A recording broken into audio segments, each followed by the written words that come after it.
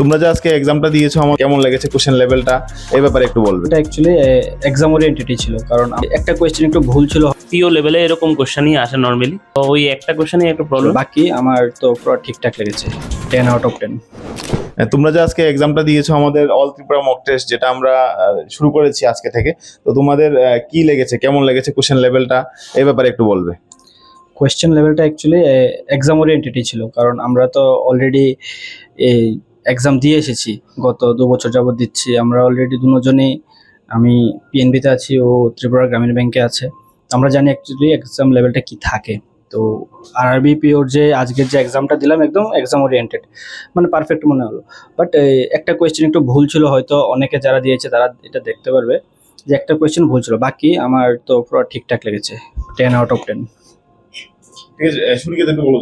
Actually পরীক্ষাটা একদম পুরো এক্সাম ওরিয়েন্টেডই লাগলো। তো পিও লেভেলে এরকম কোশ্চেনই আসে নর্মালি। বাকি আমার ওই একটা কোশ্চেনই একটু প্রবলেম, বাকি সবটা ঠিক ছিল। এরকম এক্সাম নিতে থাকলে ভালোই হবে আরো। ঠিক আছে, ধন্যবাদ অজয় এবং সুনিকেতকে। আমরা তাহলে নেক্সট উইকে এভাবে কন্টিনিউ করবো। আমরা শনিবারে ক্লার্কটা রাখার প্ল্যান করছি। শনিবারে ক্লার্ক থাকবে এবং রবিবারে পিউ থাকবে। তোমরা সবাই এক্সামগুলো দাও, আমরা বিকালবেলাতে আজকের এক্সামের রেজাল্টটা দিয়ে দেবো।